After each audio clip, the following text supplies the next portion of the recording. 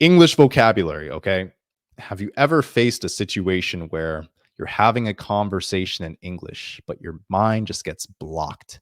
You cannot remember a word that you have learnt before, but you can't quite remember it. You hesitate and you block yourself and you cannot express yourself fully in the English language. Okay, that's going to stop today.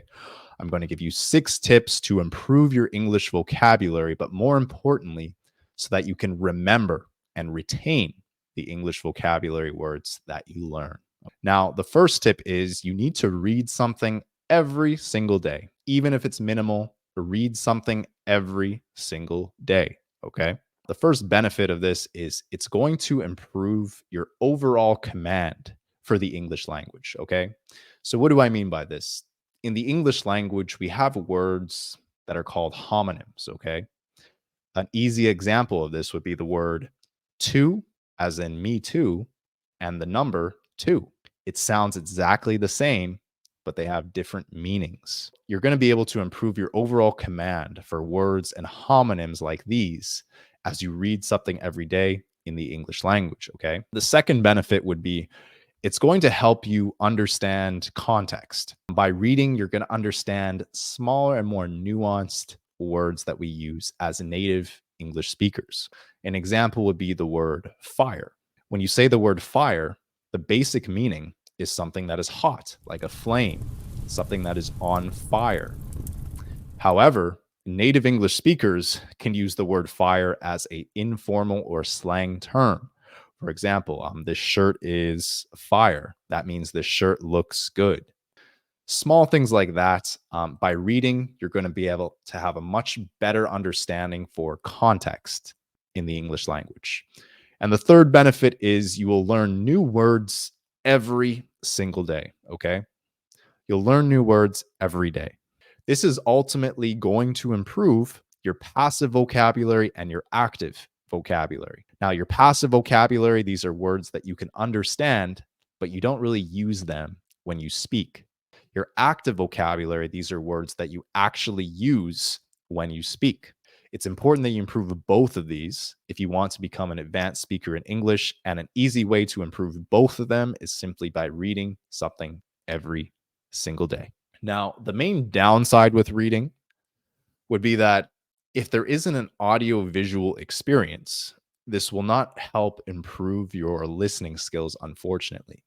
The best solution for that is to consume English media with English subtitles so you can practice reading and listening at the same time. That's probably the best solution for that. Now, tip number 2, listen to something every single day. Okay. The main benefit is this is very easy to do passively. It's extremely easy to do passively. Okay. You can do this if you have earphones, you can do it when you're working out, when you're exercising, when you're doing household chores, when you're cleaning your house, when you're going for a walk. You can listen to English media at almost any time. It's extremely passive and easy to do. You have no excuse to not listen to something in English every day. And tip number 2 is you can choose the media that interests you. Okay. You can choose to listen to something that you're actually interested in. Now, almost 80% or more of all the media out there on the internet is in the English language. Okay. So it's extremely easy to find almost anything that you want to listen to in the English language.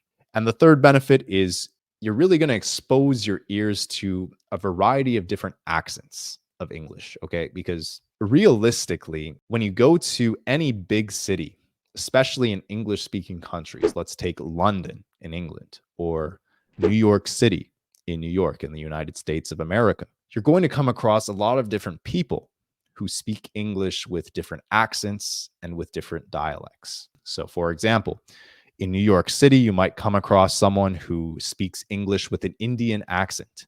You might come across someone who speaks English with a Chinese accent. You might come across someone who speaks with a British accent, an Australian accent, or an American accent. Okay. Naturally, as you listen to something every single day, you're going to consume all of these different tonalities and all of these different dialects of English. Naturally, you're going to become a better overall English listener as you listen to something every day particularly with the different accents and dialects of the English language. The main downside to this is it can be difficult to find content that matches your current level of English. Your current level of English, it's really important that you listen to English media where you can understand about 80% of what is being said. If you're listening to something and you can only understand about 50% of what is being said, it's not going to be efficient. It's not going to work well. I've tried it before, it doesn't work well. You're going to be researching words every 2 seconds. It's going to kill the rhythm of you trying to listen to something. It's not going to be efficient at all. However, if you listen to something where you can understand 80% of what is being said, and then for the other 20%, you research the words, that'll be much more efficient. It'll be a much more smooth process, and you'll be able to consume more English content for the time that you are putting in. Now, the third tip, use flashcards. Use flashcards. The main benefit is this is an old and tested method that has been proven to work. Okay. This has been proven to work over time before any of us were born, even. People were using the flashcard method, which is essentially called spaced repetition. The spaced repetition method just refers to spending more time or paying more attention to words that you are unfamiliar with and spending less time on learning words that you are familiar with. For example, if you use a flashcard deck, you want it to have a spaced repetition feature where it will feed you all of the words that you are uncomfortable with so you can practice them more. And it will feed you the words that you are comfortable with a lot less because you're comfortable with them. That's the first benefit of using flashcards. It's a proven method throughout time, the spaced repetition method. The second benefit is this requires minimal effort with modern day technology. Super easy to use with the technology that we have today. For example, there are a lot of different flashcard applications out there. There's Quizlet, there's Anki, Anki, Anki. There are many different apps that you can choose to use for flashcards. I would recommend Anki due to what I just mentioned earlier, which is it has a spaced repetition method for it. And that ties into the third benefit, which is flashcard sets are very easy to customize for your specific needs. If you want to add images to your flashcards, if you want to add sentence examples to your flashcards, the sky's the limit. These modern day applications make it very easy for you to customize your flashcards specifically how you want them. Which leads to the one downside of using flashcards, which is it can take a lot of time to build a really good flashcard deck. And not all of you have a lot of time to construct one. The best solution to this, I would say, would be the application LingQ is really good. It's an app that was made by a polyglot, someone who can speak many different languages fluently. Okay. He created an app called LingQ. I'll put the link in the description below if you want to download it. But essentially, it's super easy to use and it saves you a ton of time. You go into the app, you put your English level, you put the type of content that you want to consume, and then it just feeds you content at your level of English. And it's revolving around the subjects that you want to learn about. Super easy, saves you a ton of time, extremely efficient. I highly recommend it. And best of all, there is a free version as well. So if you want to download the free version, just go to the link in the description. I'll put it somewhere and you're good to go. Okay, now tip number 4, use a language exchange program. A benefit would be you can practice with real native English speakers, okay? A lot of you guys do not live in English speaking countries. It can be a little bit difficult to find native English speakers to practice with in your city or in your region. So I would recommend using an online language exchange program. You can easily access native English speakers very easily. And number 2, you can build relationships with people in English, actually, which makes it really meaningful and fulfilling while you're practicing your English, okay? So you can practice your English, which is a huge benefit, but you can also talk about real things with real people and build real relationships, which makes learning English fun and rewarding, fulfilling. And then the third benefit would be people will actually be happy to correct you. The language exchange programs online, they're designed for people to learn languages. They were designed for people to help each other out learning different languages. If you talk to some guy on the street, a native English speaker, they may not have the patience to help you learn English. If you speak English with grammatical errors, they may walk away. They might not even have the patience to communicate with you because they're not a teacher and they don't really care to help you. Whereas if you're on a language exchange program, the people there are specifically there to help you learn English in exchange for learning your native language. Okay. So it can be extremely beneficial. Okay. Extremely beneficial. And then the biggest downside, actually, to language exchange programs would be it can be really difficult to find a good language partner who is serious about helping you. Now, unfortunately, with a lot of these free online language exchange programs like HelloTalk is an example, the application HelloTalk, a lot of people treat it like a dating app. It is not a dating application, it's a language exchange application. But a lot of people get carried away and they start talking about things that might not really be relevant to helping you learn the English language, right?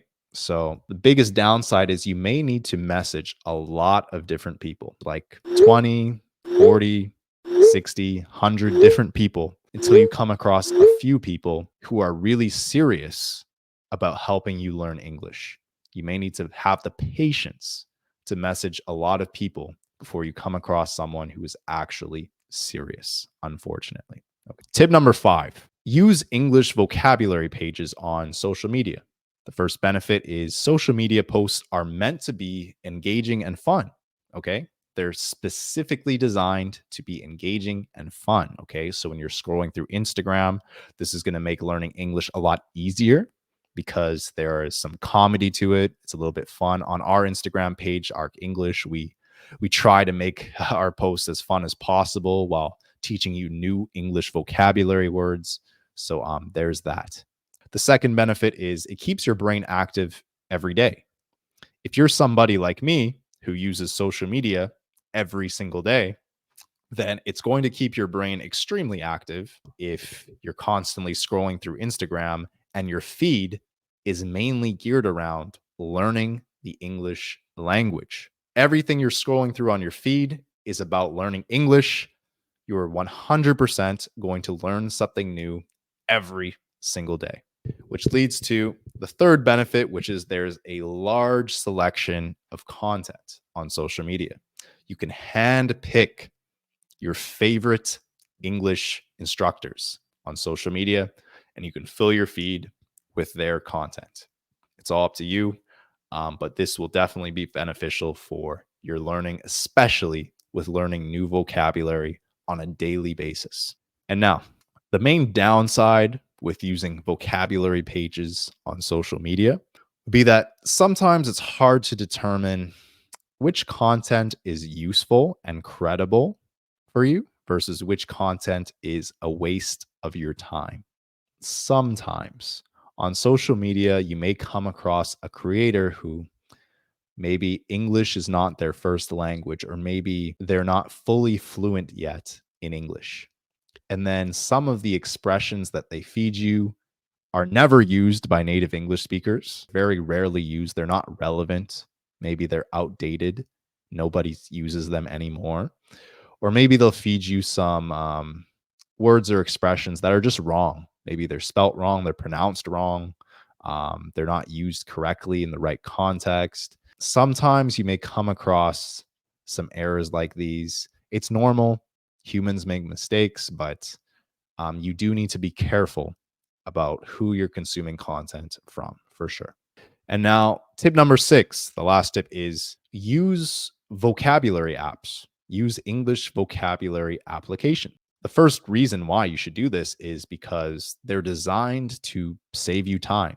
They are literally designed to save you time. The second benefit would be modern technology can act as an English coach.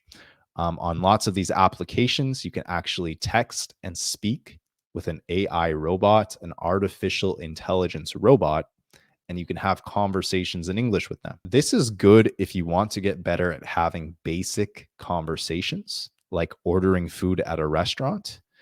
But if you want to have more meaningful, deep conversations in English with native English speakers, this may not be the best way to go, but I'll discuss that in a second. The third benefit would be modern technology can evaluate your level of English fairly accurately. Okay. Modern day technology, it's not perfect, but there are many different ways out there where you can test your level of English and it will be more or less pretty accurate. And now, the main downside, like I just mentioned, is that if you want to have deeper conversations, speaking with a real native English speaker is going to be a lot more beneficial than speaking with an AI robot because native English speakers like myself, we literally invent words. We literally make up words out of thin air. We'll just make up a word, make up an expression. You could ask me how I'm doing, and I'll tell you, I'll reply to you, and I will say, I'm good ish, or I'm not bad. I'm doing all right ish. Or I'll say I'm top shelf or something like that, like some random expression that isn't really universal or some random word that I kind of made up or modified. There's all these little nuances that are a little bit advanced for a lot of English learners. Okay. And you would really need to speak with a native English speaker to pick up on these advanced and unconventional techniques that a lot of native English speakers use when they actually communicate. An AI robot is really good for textbook English or basic conversations like ordering food at a restaurant, going to the grocery store, asking somebody for directions. But when it comes to like meaningful and organic conversations between people, there's so much more nuance that in this day and age, AI or artificial intelligence has not been able to emulate really. So there's that. If you need a native English speaker to speak with, there's lots of different resources out there. The one that I would recommend would be Languid Talk. I'll put a link in the description below if you want to go find a native English speaker to practice with on there. I feel comfortable recommending this one because the native English speakers on this particular platform actually qualified. They're qualified to teach English. They're qualified to help people learn English. They have track records of making people fluent English speakers. Okay. They have successfully made a bunch of people fluent in English. They're real tutors. So I would recommend these people. And best of all, you can book a completely free lesson. Click the whatever link I put in the description. You can book a completely free lesson. If you like it, great. You can keep talking with him. If you don't like it, then that's okay. You didn't pay anything. It's free. And that is all for today. So if you'd like to support the platform, you could simply do so by liking the video and subscribing. We'll try to make sure that we immerse you in English every single day. I'm going to be feeding you vocabulary and other English resources and advice every day on this channel. And if you would like to, or if you have any questions at all regarding learning the English language, simply leave a comment down below and I'll be sure to help you out. And that's all. Until next time, peace.